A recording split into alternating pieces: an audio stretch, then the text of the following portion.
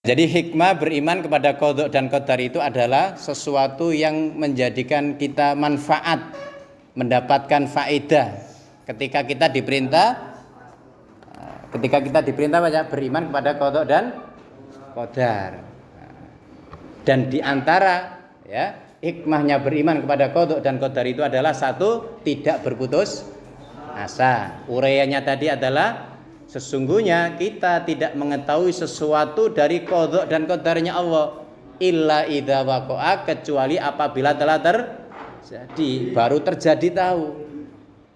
Makanya syariat Islam tidak boleh orang itu meramal-ramal, mendahului takdirnya Allah. Ya. Badi besok begini, nanti begitu. Anda boleh, itu namanya mendahului takdirnya Allah. Enggak boleh. Berikutnya saya baca kembali, maka setiap apa yang lepas dari kita, yang tidak bisa kita raih itu ya, dari harapan atau cita-cita kita, fahuwa bi qadha'illahi wa qadarihi, maka itu adalah sesuai dengan qadha Allah dan qadarnya. Jadi kalau ada orang yang enggak berhasil sekalian, itu bukan karena kita misalnya orang mencarimu bodoh, kita enggak, ini belum takdirnya. Orang tani misalnya enggak berhasil bukan karena saking bodohnya orang tani, enggak. Tapi ini ada unsur bahwa itu adalah takdirnya Allah Ta'ala, dikembalikan kepada qadha dan qadarnya Allah Ta'ala. Kita lanjutkan. Wala na'lamu madza sayaqa'u 'alaina fi mustaqbalina, dan kita tidak mengetahui apa yang akan terjadi ya pada kita fi mustaqbalina, di waktu kita yang akan datang. Diulangi mana iki penjelasannya. Jadi gak ono sing weruh waktu yang akan datang, yang mustaqbal itu ya, nggak ada yang tahu. Tadi saya jelaskan, kok misalnya orang itu tahu, nggak keluar dari rumah karena nanti di jalan dia misalnya tertabrak apa gitu ya, ndolok omah wae. Misalnya ada orang makan, naudzubillah, terus keleleken ri, wah kok keleleken kok, saya gak makan di sini ya gitu, nggak begitu, nggak tahu kita itu ya, itu. Nah, ini keyakinan yang harus benar-benar kita fahami yang sekalian, kita percayai bahwa peristiwa yang akan datang itu tidak ada seorang pun yang tahu.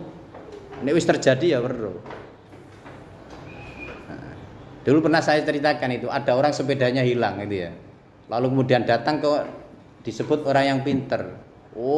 Lalu dijelaskan, sepeda sampean ini masih muter-muter di sini, gitu ya.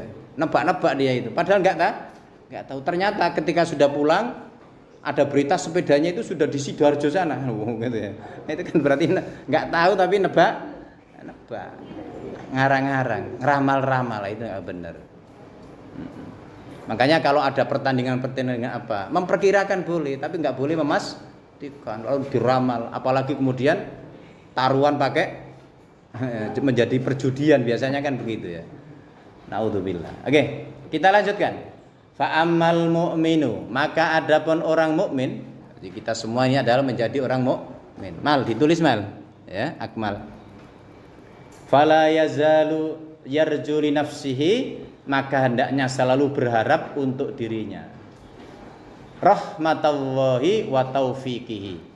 Rahmat Allah dan taufiknya.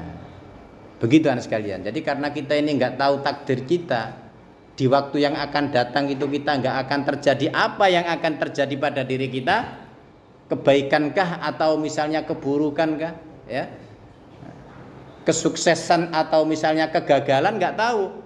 Maka sebagai orang yang beriman, ya, di dalam menjalankan semua aktivitasnya senantiasa berharap kepada Allah. Harapan apa aja? Rahmat Allah, kasih sayangnya Allah.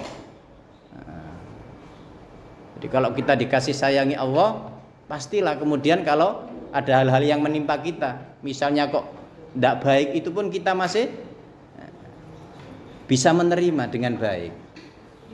Wa taufiqihi, dan taufiknya. Apa taufik itu ya? Taufik itu makna bahasa Indonesia itu yang agak memper itu pertolongan. Supaya kita ditolong oleh Allah, diselamatkan oleh Allah.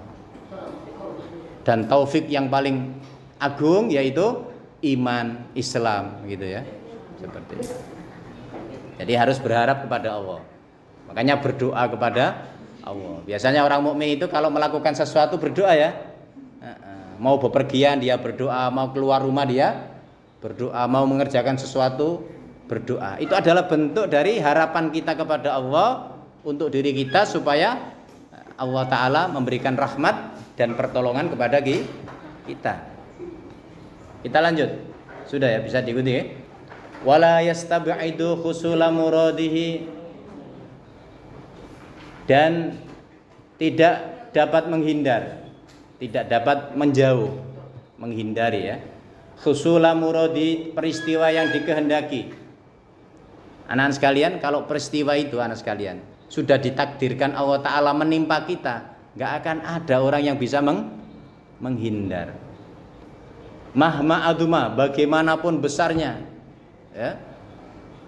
Idza sa'adau al-qadar, apabila telah terjadi padanya al-qadar, qada dan qadar tadi ya. Sudah takdirnya. Menjauh tambah kena gitu ya, biasanya gitu, takdir. Misalnya ada naudzubillah ya, ada peristiwa alam, lalu kemudian orang itu ada yang berusaha menghindar supaya tidak tertimpa. Tapi kalau sudah takdirnya tertimpa, malah dia menghindar itu tertimpa. Yang diam nggak tertimpa, nah, gitu. Ini uraian-uraian singkat anak sekalian tentang qada dan qadar Allah Ta'ala ya. Dari takdirnya Allah Ta'ala itu kita fahami ya, kita uraikan sedikit ya.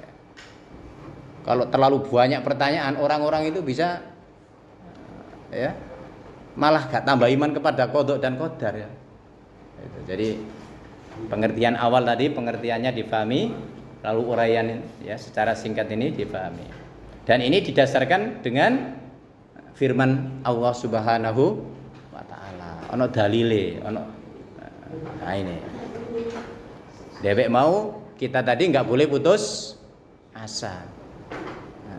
Al-Qur'an ya membimbing kita supaya kita tidak putus asa. Kata Allah Subhanahu wa Ta'ala di dalam surat Al-Hadid ayat 23, likaila ta'sau 'ala ma fatakum.